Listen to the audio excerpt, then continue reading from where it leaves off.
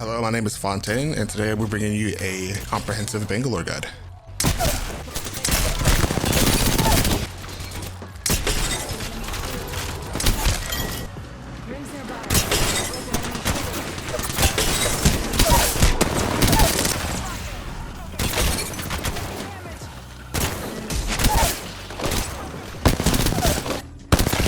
I could not do that. He's on Fortnite right now, though. That's a lot.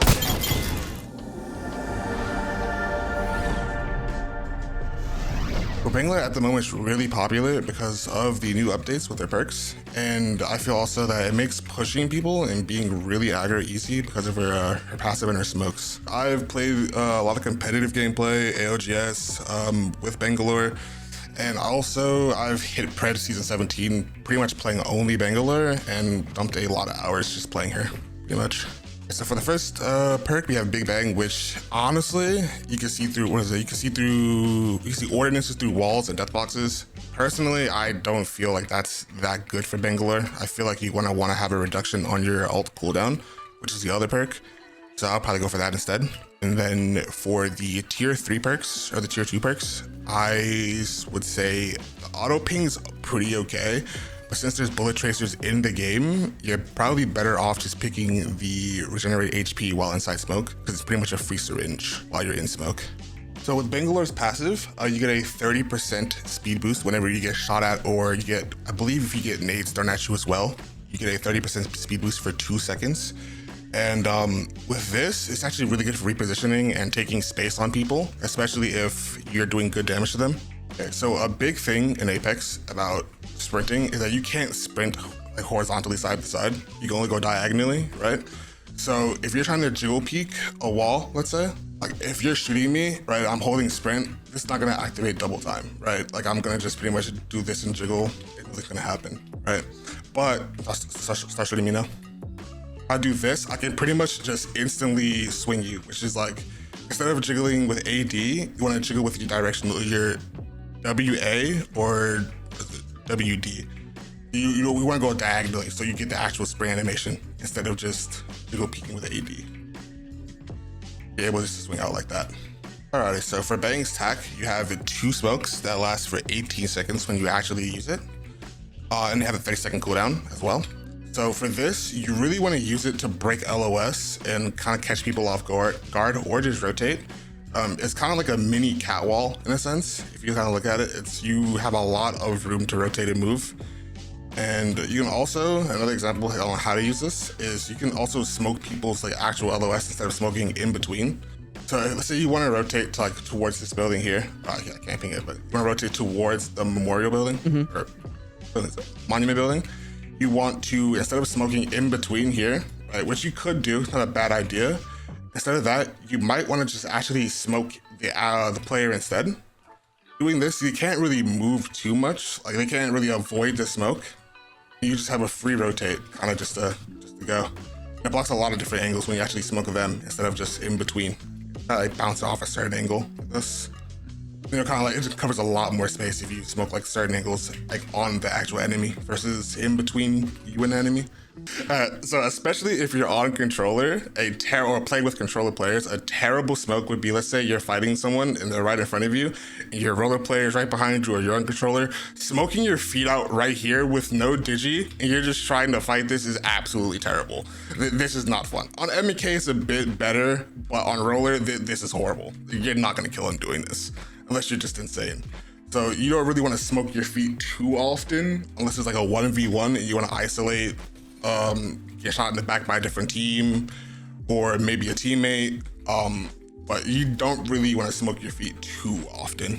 Honestly, smoking your feet, you want to do it in like 1v3 situations, or if you're really low and you need a way to break LOS instantaneously, you could do that. Like if I'm fighting you and you fry me and I just instant do this, while you're shooting me, I'm gonna still have double time as well. So I'm gonna be able just to break loose really, really fast. And then from there, I can kind of just get a different angle and fight you somewhere else, or heal up or reset or whatever. Back then, I would always smoke my feet and just abuse Digi, SMG.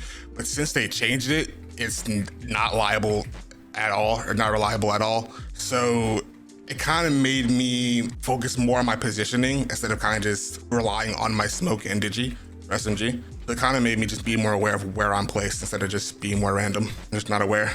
So for Bangalore's ultimate, it does 40 damage and the stun lasts 6 seconds when you actually get hit by it. And thankfully it can't damage enemies, but it does stun them as well for the same 6 seconds. And it lands, the missiles land right in front of the flare. So a big thing with your ultimate is that you want to make sure you're actually placing it properly. So you don't want to throw it too far. You want to pretty much throw it right in front of them or right behind them, depending on where they are. You don't want to like overshoot it like this when they're right in front of you, and then it kind of just goes behind them. Another huge thing with Bangalore's ultimate, kind of loud, just another big thing with Bangalore's ultimate is looking the right way. I see a lot of people kind of have their ultimate out and they'll like kind of flick their mouse or their controller while they're throwing it and it goes a different way, or they're kind of just panic throwing it and it doesn't go exactly where they want it to. So looking where you want to actually throw it is a really big thing. Offensively, I would use it. See, if I did good damage, I would definitely use it to kind of get space. I would rotate. Usually when I use it, so let's say I crack you, I scale up towards like one of the sides after throwing it. So what that does essentially is I'm able to run up with my ult, right, instead of waiting for it to blow up. And on top of that, since I'm running or scaling up the side of the ultimate, I'm usually able to get angles on them because they're usually backing up or resetting or trying to heal. So me getting angles on them from a side angle is usually pretty beneficial. I will say a stupid one, which I've done sometimes not thinking, is throwing it in a building where like they can't play on top of you, or like they like versus here, like this building. If you're throwing your ult in this building, you're pretty much wasting it. There's no shot really. The team's gonna be either sitting out here or like, you know what I'm saying? If they are, they can just easily back up, right? So kind of be aware on where they are before you throw it. You don't really want to throw it inside buildings or places where you can't get angles to push up on them. Okay, the first thing would definitely be utilizing your double time correctly. So that would be, for instance, if you're peeking someone, right, don't be afraid to get different angles with your double time and catch them off guard. So if I'm peeking you here and I'm shooting you, you shoot me back. Here, I peek from the right side and I can pop from up here.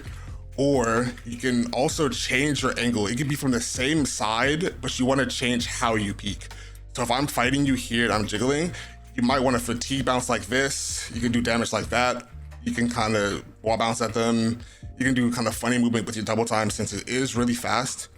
And one thing I have noticed with Bangalore is there's no, like from third person, I might be wrong about this, but there's no visual indicator whenever you get double time from third person. No, so there is none. You can see from my POV, there is none. I don't know when you're going double time. Exactly. So when there's no visual indicator, like with Octane, you kind of know he's gonna come at you crazy because has that big green thing on him or whatever.